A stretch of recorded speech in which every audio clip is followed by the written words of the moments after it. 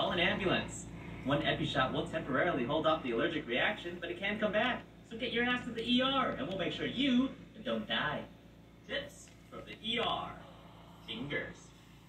If you accidentally slice off a piece of your finger because you weren't paying attention to where the avocado was, make sure to bring that piece of finger with you to the emergency room.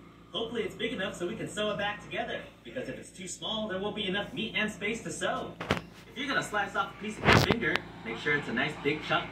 Giving us just a tip really isn't worth our time, motherfuckers. If we can't get it back on, we're gonna have to sew that finger shut.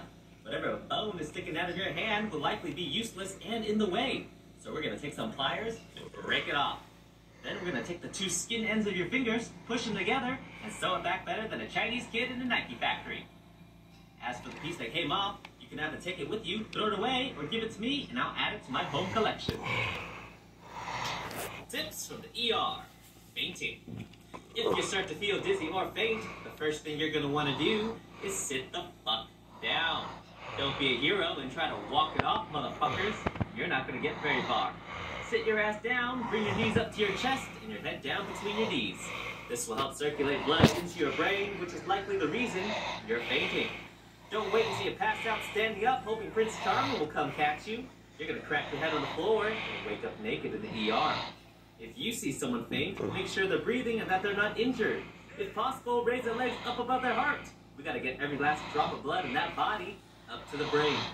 Once they start to wake, don't stand them up right away, motherfuckers. Just leave their bitch ass on the ground. If you sit them up too quickly, they're just gonna pass out again. If they don't wake up within the first minute or so, though, it's time to call an ambulance. Tips from the ER. Heat versus ice. If you have just suddenly sprained or fractured a part of your body, do not put fucking heat on it. Heat will cause more blood to flow to the injured area, increasing swelling and increasing your fucking pain. For a sudden fracture or sprain, use ice. Ice will decrease the pain and swelling by forcing blood to flow away from the injured area. Repeat after me. Heat makes blood come to, ice makes blood go away. Ready? Heat makes blood come to, ice makes blood go away. There you go, motherfuckers. Heat is typically saved for chronic or nagging pain that just won't go away like an ache. Use ice for sharp pains or whenever your muscles get put under a lot of stress like a physical activity. But never put ice directly on your skin, motherfuckers, or you're gonna get frostbite trying to heal that broken ankle. Another good rule to remember, always wrap it up before you use it. Tip. Okay, sweetie. Almost at the desk. 20 minutes, we should be able to know results, okay? Tips from the ER. 7 million followers. It's been 5 months, and here we are sitting pretty with 7 million motherfuckers. Thanks to all of you, not one person on TikTok hasn't seen my gorgeous face pop up on their For You page. We're out here aggressively giving unsolicited tips from the ER and unlocking people's sick fantasies of getting cursed out by a Vietnamese dude in a wrinkled shirt. They said it wouldn't last, but those are the same people who said COVID couldn't kill ya, and now they're dead. Comment below and tell me which one of my videos first popped up on your For You page and why you followed. I'd love to know. Let's keep this party going, motherfuckers. Tips from the ER.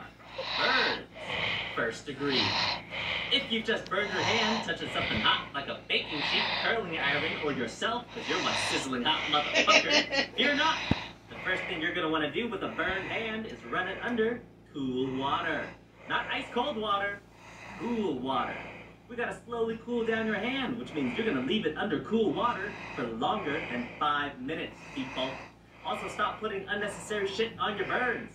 Toothpaste, butter, soap, eggs, raw meat. Where'd you even learn this shit from? Are you trying to make things worse to come see us in the ER? Because you don't have to. First degree burns aren't typically life-threatening. It just depends on where it is and how big. For example, if you burned your entire fucking face or a large portion of your body because you were laying out in the sun too long without sunscreen, then maybe go seek medical help. But definitely always put on sunscreen. Tips from the ER. Burns. Second degree. It's what happens when you won't take your hand off the stove fast enough to go run it under cool water.